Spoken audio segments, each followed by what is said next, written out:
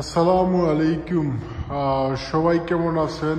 আবারও আমার আরেকটা নতুন ভিডিওতে আপনাদেরকে স্বাগতম। আজকে আমি আপনাদের সাথে হাঙ্গেরির বিষয়গুলো নিয়ে আলোচনা করব, কারণ হচ্ছে আমাকে অনেকেই কিন্তু আমি প্রচুর আমার ইনবক্স ফেসবুকের পেজে আমি প্রচুর ইনবক্স পাই, সেটা হচ্ছে যে আপনার হাঙ্গেরির নতুন কোনো আপডেট আছে কিনা, বা ইন ফিউচারে হাঙ্গেরি কি হবে, বা আমরা যারা ওয়ার্ক পারমিট পাইছি বা যারা আমরা অ্যাপয়েন্টমেন্টের জন্য ওয়েট করতেছি বা যারা আমরা ফিঙ্গার দিয়ে আসছি, তো এই বিভিন্ন ধরনের প্রশ্ন কিন্তু বিভিন্ন রকম আমাকে অনেকেই করতেছেন। এক একজনের প্রশ্ন এক এক রকমের। তো সবার প্রশ্নের উত্তর নিয়ে আমি হাজির হয়ে গেলাম আজকে। আপনি যদি আমার চ্যানেলে নতুন হয়ে থাকেন অবশ্যই সাবস্ক্রাইব করে দিবেন। ভিডিওটা ভালো লাগলে আপনারা শেয়ারও করতে পারেন। দেরি না করে শুরু করা যাক আজকের যে মেইন টপিকগুলো নিয়ে।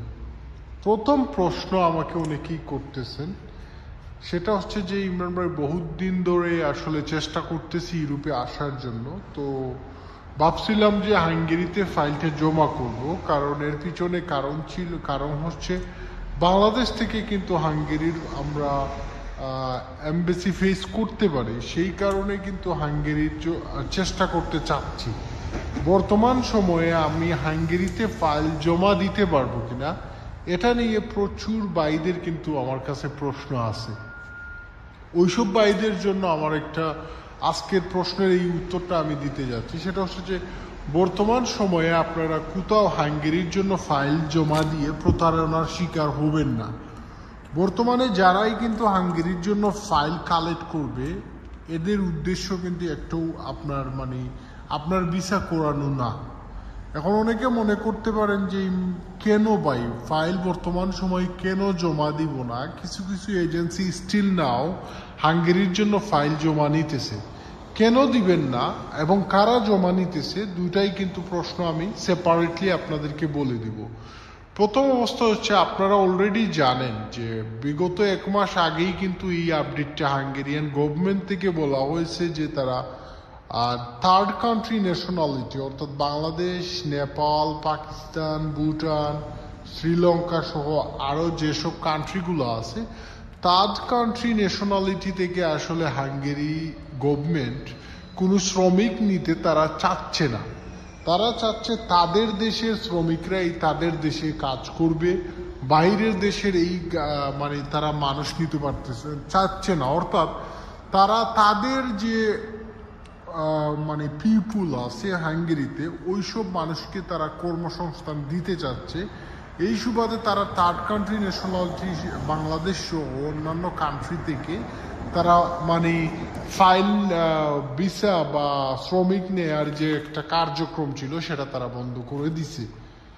এখন এটা কতদিনের জন্য বন্ধ করছে, কতদিন পরে খুলবে, এটা আসলে অফিসিয়ালি তারা গভর্নমেন্ট থেকে বা কোনো অথরিটি থেকে কোনো কিছুই জানানো স্টিল পর্যন্ত কোনো কিছু নিউজ এখন পর্যন্ত তারা জানায় নাই যে তারা কতদিন পর্যন্ত তারা এটা অফ রাখবে বা বাট বর্তমান সময়ে আপনারা কেন দিবেন না সেটার কারণ হচ্ছে, প্রথম হচ্ছে যে আপনারা এখন ওয়ার্ক পারমিট আপনারা সাবমিট করলে ওয়ার্ক পারমিট আপনারা পাবেন না, অর্থাৎ ওয়ার্ক পারমিট ইস্যু করা টেম্পোরারিলি অফ আছে।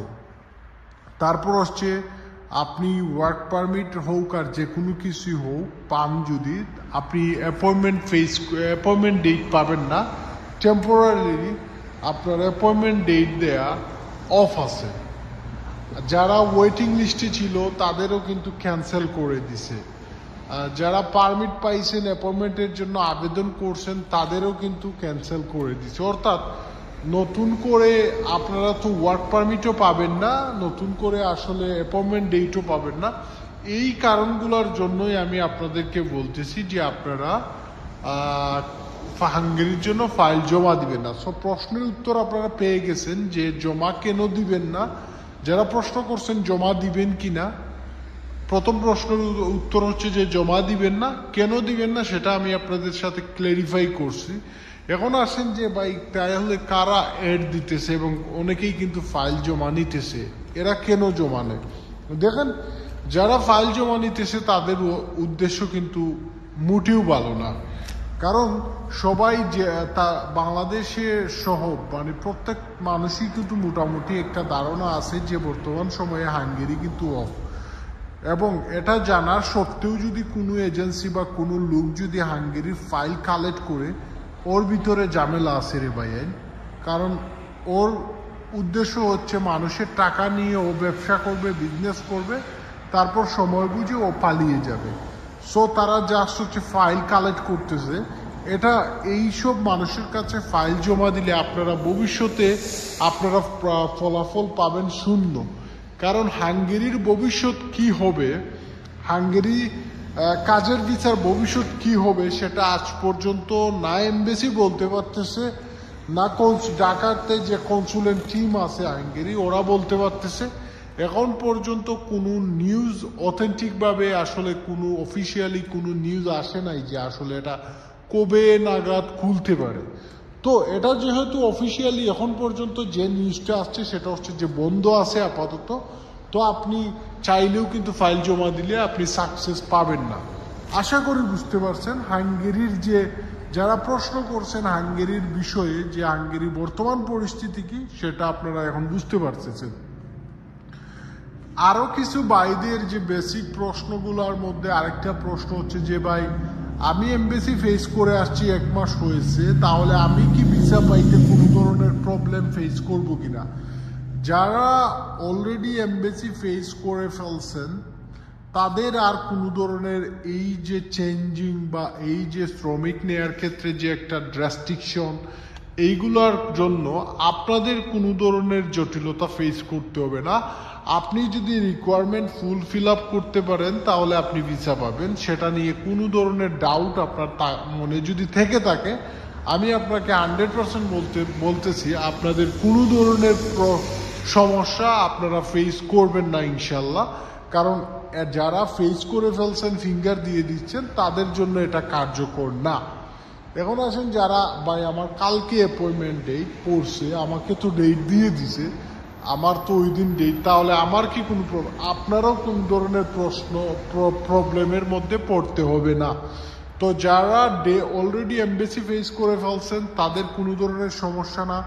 যারা এমবেসি ফেস করার জন্য 2-1 দিন পরে ফেস করবেন বা আপনার ডেট পড়ছে তাদের জন্য কোনো ধরনের সমস্যা না। তো আশা করি বুঝতে পারছেন যারা আমাকে এইসব প্রশ্ন করছিলেন। এখন আসেন যে আমাকে আরও প্রশ্ন করছেন যে কবে নাগাদ এইগুলো খুলতে পারে ভাই, এটা যদি আমাদেরকে একটু ক্লেরিফাই করতেন।